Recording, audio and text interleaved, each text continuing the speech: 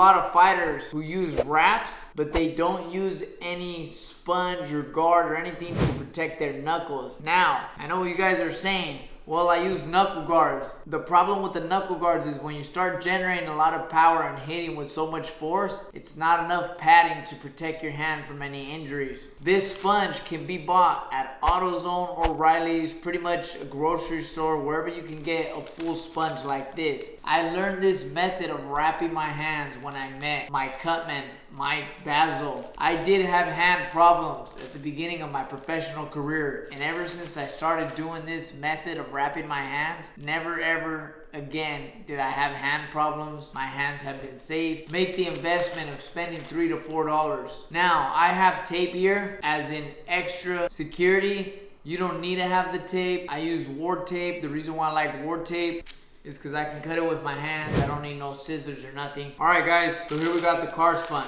Let me just open this up.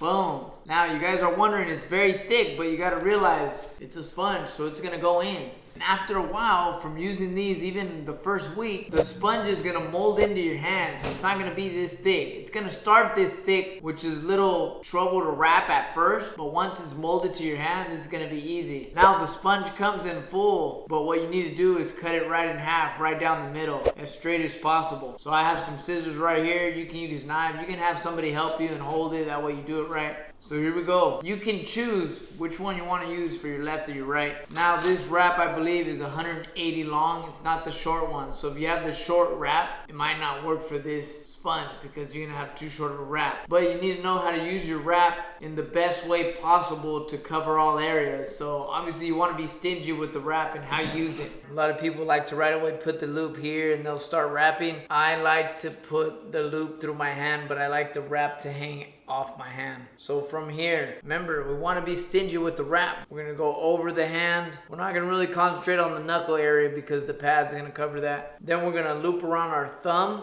And as you're doing this, the wrap might start twisting. You can go ahead and maneuver this however you need to. Once you loop around the thumb, you're pretty much gonna come around to the knuckle side again. And once you get here, this is where the tricky part comes because you yourself are the person that has to set this up. So you're gonna go ahead and place your knuckle guard here. So I usually use my mouth or my chin to hold the hand wrap. Right here. Then you gotta press this down. Remember to keep your hands open. Do not close your hands. It's very important that you spread your fingers apart as you're doing this. You're gonna go here. You're pretty much gonna come around. And this first one is very important. This is how it's gonna look. It's gonna be about right there. Now we're gonna cover the top of the sponge as much as we can. So now we're gonna come over the front, towards the middle, and then we're gonna get this back piece. And there's how it's gonna look. Now, we have a lot of wrist area to cover, but as you can see, we still got a good amount of the wrap left. So here we go. We're gonna go. This sometimes comes apart, that's fine, just readjust it. You're gonna go down the middle. Once you go down your middle finger, close your fist. You're gonna loop around.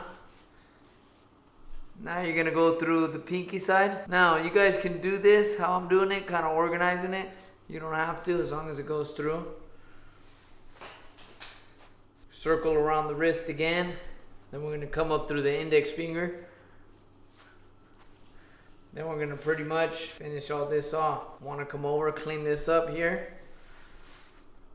And now we're gonna make our way to secure this wrist, which is very important. All the extra wrap we have, we're gonna definitely clean up on the wrist. So here we go, we're gonna end the wrap here.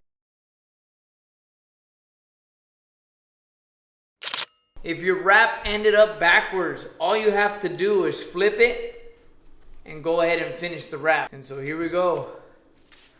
As you guys see, you can kind of accommodate wherever you need to. I like to make a gap in the middle of the palm. It should spread open. This will allow you to open and close easily. And there it is. All the impact is not gonna be directly on my knuckles. It's literally gonna go on this pad. The first time you wrap your hands is very difficult because the pad is so big. But after a while, this pad is not gonna be this big. After a week or two, it's gonna be really ready to go on your hand and it'll be so much easier to wrap. So this is how you wrap your left hand.